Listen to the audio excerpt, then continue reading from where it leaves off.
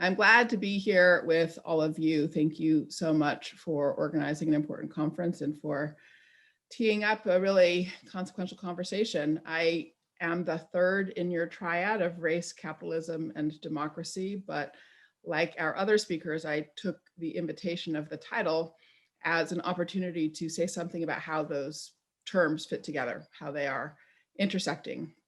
I will share with you about the report, Our Common Purpose, that we put out from the American Academy of Arts and Sciences a year ago, but I'm going to share it in a context of thinking more broadly about the importance of democracy to human well-being. When we released the report, that came on the back of several years of work, as you just heard. But I also want to tell you something about the American Academy. It was founded in 1780 by the same revolutionaries who launched the revolution. So John Hancock was a founder, John Adams, Benjamin Franklin, George Washington were among the first members. The reason the Academy was established was to ensure that the young, new constitutional democracy or democracy in formation would have access to the knowledge resources it needed to navigate the crises that were sure to confront it. So currently we are living through a crisis in our own democracy that has been evident for quite some time. It's not just a feature of this past year or the Capitol insurrection or anything of the like. In my own case, I became existentially worried about democracy in 2013. That was the year that Congress had a 9% approval rating. Congress, the legislature, is the first branch of government. If you dig back into democratic theory, it's the legislature that comes first precisely because it has the job of articulating the will of the people. The executive is supposed to execute the will articulated by the legislature. So if Congress has an approval rating of 9%, that means the people does not approve of its own voice. If the people does not approve of its own voice, then your democracy is fundamentally broken. So there are other kinds of red alarm bells like this that have gone off for many people over, at this point, nearly a decade. We are really seeing a sort of culmination of a problem of a crisis of legitimacy with our constitutional democracy and with constitutional democracies around the world. I am going to share some slides, though, to walk you through this conversation, as what I try to do is think about the relationship between work on democracy and these issues of race and capitalism that we are talking about today. So this is the title of the report. I will come back to it, but as we're thinking about how democracy intersects with issues of racism and capitalism, it's good just to come back to the basic question of what politics is for anyway.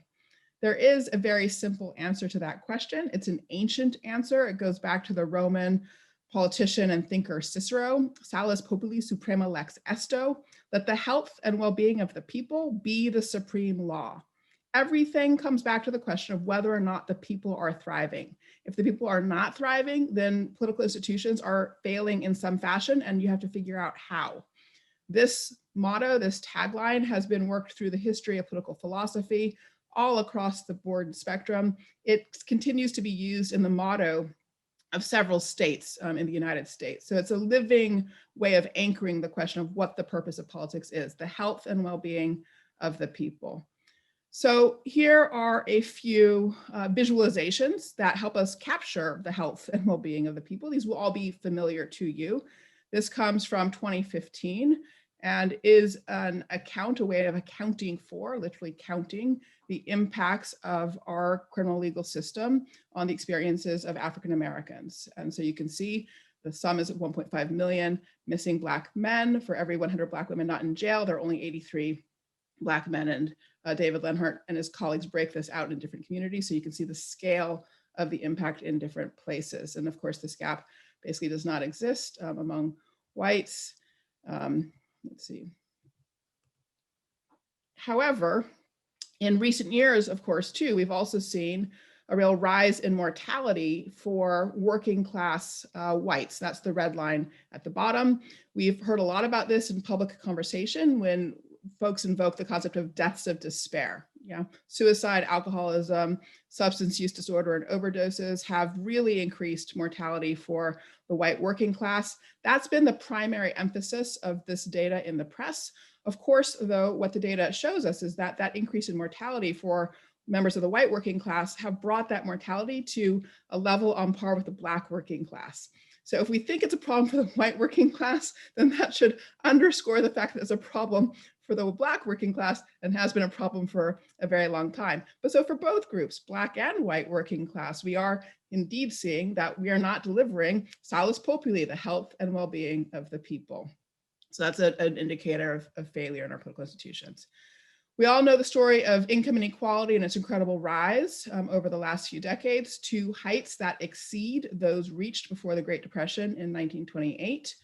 The rise in mass incarceration has been on an equivalent rate, and its timing is parallel to the timing of the rise of income inequality. So in other words, over the last 40 years, we've been living through sort of a double helix of an extraordinary intensification of inequality along dimensions driven both by economics and by incarceration, with entrapment of people of color, specifically African Americans, in that tightening vise of inequality being really significant. This is just data on drug arrests by race, but this data is important because drug use has been consistent across all racial groups, slightly lower for Asian Americans, but not that far off. Percentage of each subpopulation using drugs is the same, yet arrests have been significantly higher for African Americans than for others. That intensifying force of inequality institutions has really hit hardest on African Americans. However, the force of that structure of inequality ends up hitting everybody. Nobody ultimately eludes the power of a state that has increased in this kind of dramatic fashion. So over the first decade of the 2000s, it's in fact white women who saw the greatest increase in incarceration. That does reflect things like the opioid crisis and the like. So there isn't, the war on drugs is a big part of the story there. All right, so the point of all of those visuals was just to say we have a whole lot of indicators that suggest that our political institutions are not delivering salus populi, the health and well-being of the people. Often we think that the needed response is to focus on the substantive outcomes that we're aiming for. How should we rethink health? How should we rethink justice and the like? We do have to do that work. We need a positive, proactive picture of what we ought to be achieving in those domains and dimensions. But fundamentally, we actually also need to rethink democratic governance. The question of whether our institutions can deliver positive outcomes depends actually on whether or not they function on behalf of that health and well-being of the people generally. That was really the focus of our work in the Our Common Purpose report. And we ended up offering six strategies, 3 that are about political institutions, 2 about civil society, and 1 about culture.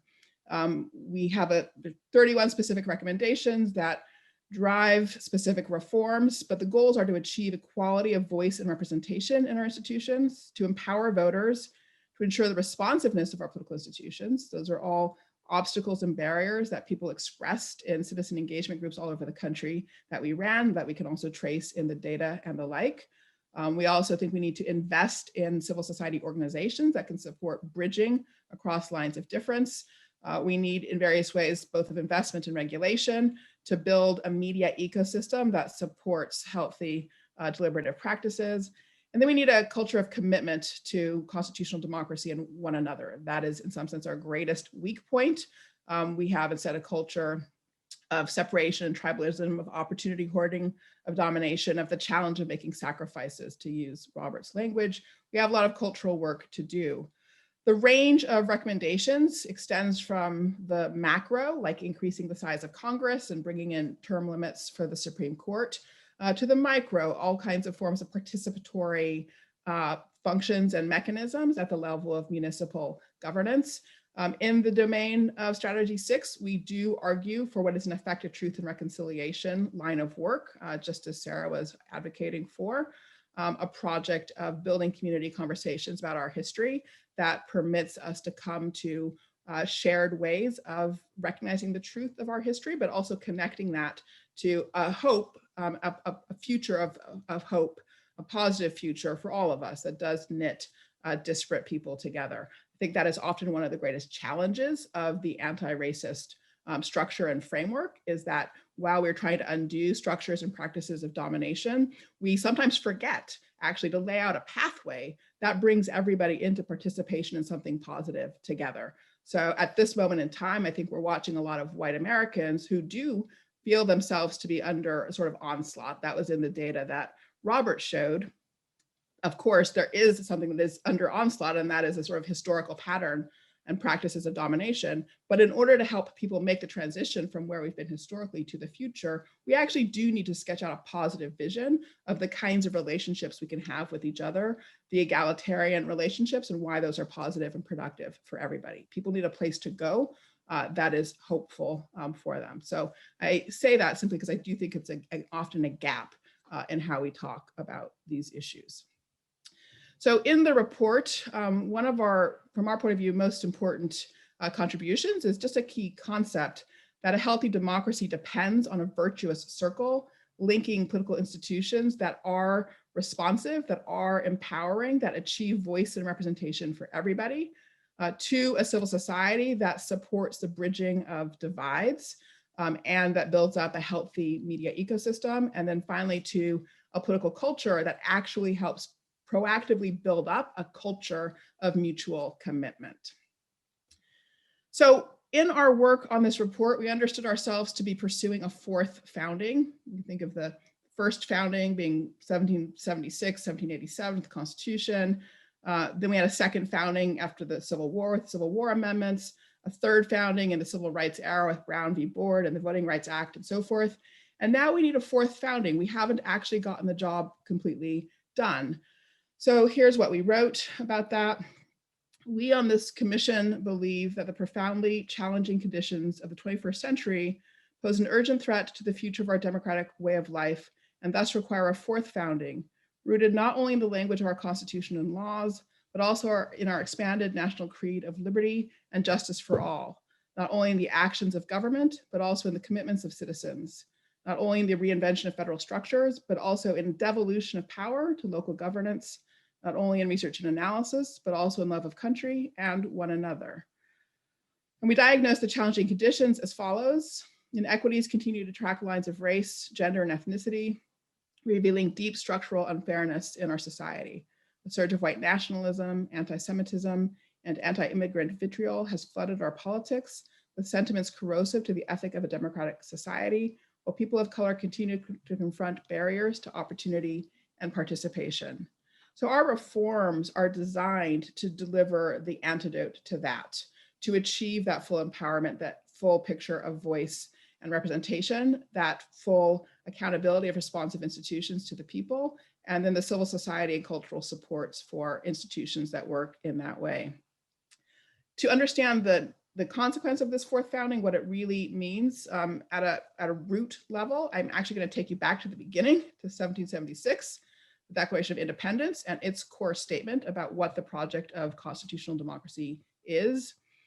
We hold these truths to be self-evident, that all men are created equal, that they are endowed by their creator with certain unalienable rights, that among these are life, liberty, and the pursuit of happiness, that to secure these rights, governments are instituted among men, deriving their just powers from the consent of the governed, that whenever any form of government becomes destructive of these ends, it is the right of the people, oops, that's not supposed to be there yet, ignore that parenthesis, to alter or to abolish it and to institute new government, laying its foundations on such principles and organizing its powers in such form as to them shall seem most likely to affect their safety and happiness. You have to pretend that parenthesis is not there, okay? Because it's not there in the original, all right? So this is where we started. And this is a really important sentence because it actually explains also why we went so badly wrong. There were people at the founding who were against enslavement, who defended abolition, who worked toward it. They included John Adams, who had great influence on this sentence and the Declaration of Independence. But he used that last clause there to explain why, despite vaunting, ennobling language about human rights, he was a supporter of what he called the masculine system for the administration of power. What his argument was, when people came to him in the 1770s and said, I think we should give the franchise to poor white men without property. I think we should give the franchise to Negroes. I think we should involve women in participation in politics. People were saying those things in the 1770s. And what Adams said back to them was, yes, these principles of rights are for everybody. Everybody's well-being is at stake in this government. But when it comes to how we organize the powers of government, that last clause, for that we need a masculine system. We need male property holders to make the decisions. Among other people, who challenged him was his wife, Abigail Adams, who was very explicit that when power is given to people for exercise over others, they're inevitably abusers of it. She said, husbands have a terrible history. They have been tyrants over women. And her expectation was that women would foment a rebellion ultimately and not hold themselves bound by any laws in which they have no voice or representation. This was a profound point. The basic point is that power cannot deliver positive results for people when people do not have a role in the exercise of that power. That is the fundamental mistake made in the original design of the Constitution that we've now spent 250 years trying to correct. So the point here is that our common purpose report is grounded on a commitment to power sharing at all levels of our political institutions. And it's that commitment to power sharing that gives us the chance of delivering the positive outcomes that would actually be about the health and well-being of the people. So a fourth founding is a matter of transitioning from the 1776 version of the Declaration to a text more like this. We hold these truths to be self-evident, that all people are created equal, that they are endowed by their creator with certain unalienable rights, that among these are life, liberty, and the pursuit of happiness, that to secure these rights, governments are instituted by and for humankind, deriving their just powers from the consent of the governed. That whenever any form of government becomes destructive of these ends, it is the right of the people, defined to include all the governed, to alter or to abolish it, and to institute new government, laying its foundations on such principles and organizing its powers in such form as to them shall seem most likely to affect their safety and happiness. And it's that parenthesis, the definition of the people in a fully universal way, fully inclusive way, connecting that definition to power sharing comprehensively throughout our institutions and organizations, that is the prerequisite for overcoming the historical patterns of inequality and domination that we are reckoning with now. So thank you. I know I raced through that, but thank you for your attention.